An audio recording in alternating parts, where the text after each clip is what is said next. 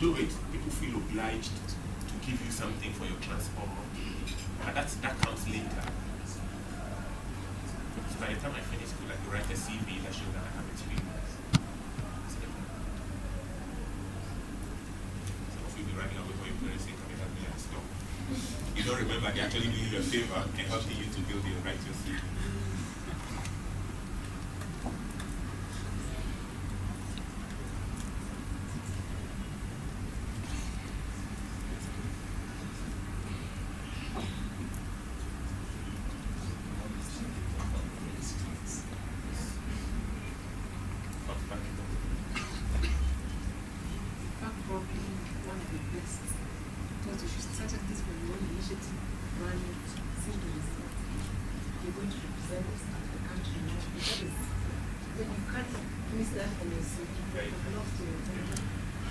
After working for 10 years, when I write my CV and I say I have communication skills, one of the examples I gave is that when I was in university, I led the debate team.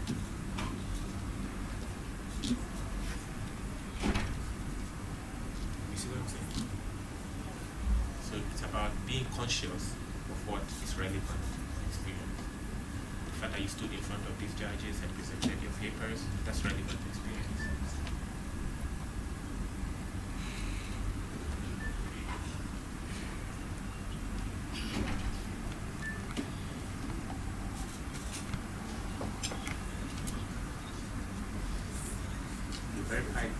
Mr. President, Mr. CEO. Yeah.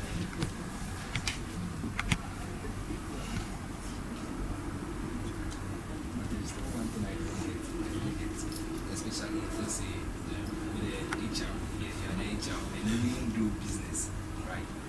Or you did a little business. I did business, but But you don't have to. You don't have to. Go on. Ask your question. Okay, then I want someone who did, let's say, typical science and who is there. Yeah. So yeah, does that mean when you were being recruited, the guys who did, let's say, the business, they were not good enough or what? I still don't get it. Do business in essence, those university do business and science students will come in. I think it all goes back to some of the things that Ben has said. It's not so much about qualification, it's about the competencies you have. So I'm a biochemist and I've spent the first 5 years of my education learning about test tubes and enzymes and glycolytic pathways and so on. But what some of the training you get as a scientist allows you to be analytical. So you can decide. I remember one of the things we did, I had a group of people I was working with for our project. Project was, and I'll say exactly what the title is so you understand that it's really very, very scientific. Calcium ATPase activity in erythrocyte ghost membranes of schizophrenics. That's the project title. And we decided that that was going to be our project. We came up with it, we cooked it up, and we started. So when we were writing our project, we then, after writing the project, wrote how we came up with it and how we had to analyze, we had to go and source chemicals. The first 3 jobs I did actually after school, I didn't get paid.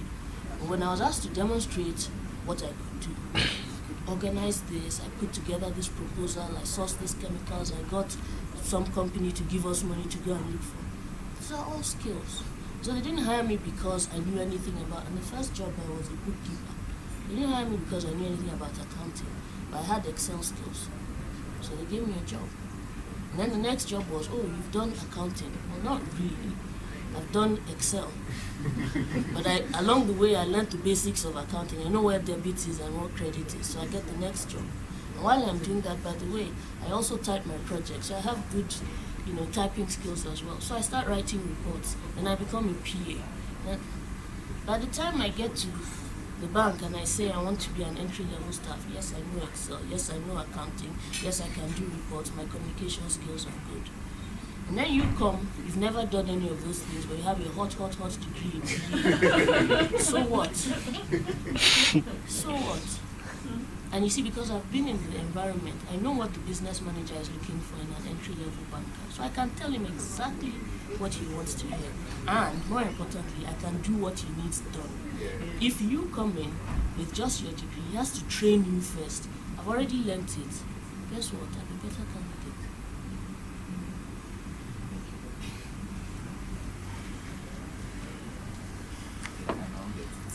Now you get it. Don't get it wrong, there are some jobs where you need to be technical. I mean, if she wasn't an accountant, she can't be finance director, you know. But there are other jobs, many other jobs where actually your degree doesn't actually matter at all. And I think that the good thing too is it's important you take advantage of whatever opportunities come your way. I believe in academy there are a lot of you, but you decided to go into this junior achievement program. And it's an opportunity you identified and you're using it. And that is what will give you the edge over somebody else. So in whatever you do, it's important that when you get the opportunity to do something, like he said, he found a valuation firm along his house and decided to go there. So it's all about you. A lot of the things that you need to achieve in life depends on you.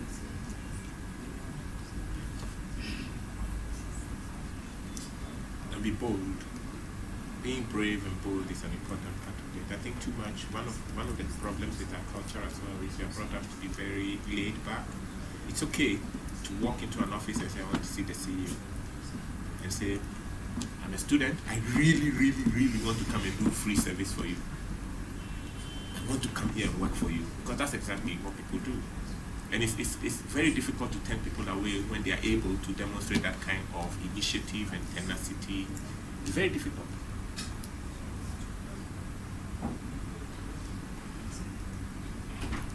You make your own luck.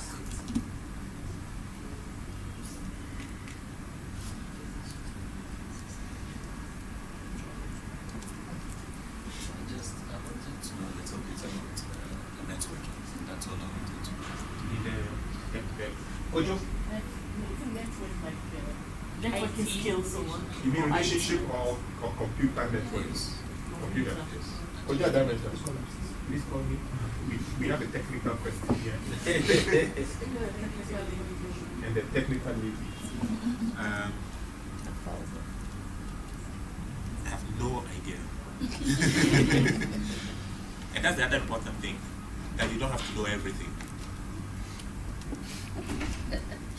It helps if you are the CEO.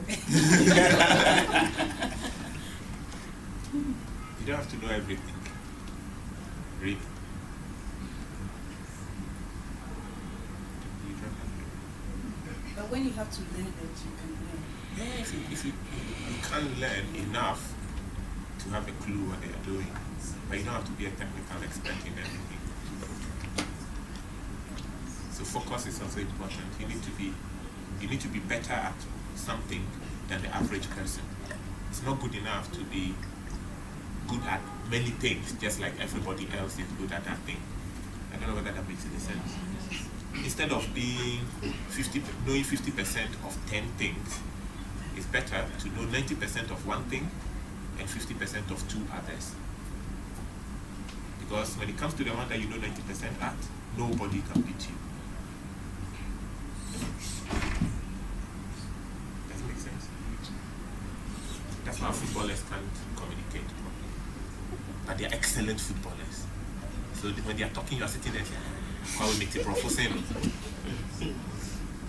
But what matters to him, he's much better at it than you are. You see the point I'm making?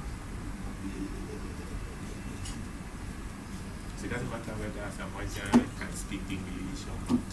He's made sure that when it comes to football, he's better than the average person, significantly better than the average person.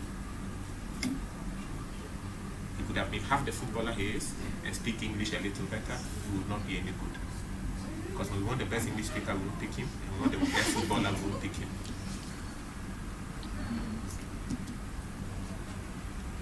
So play to your strengths.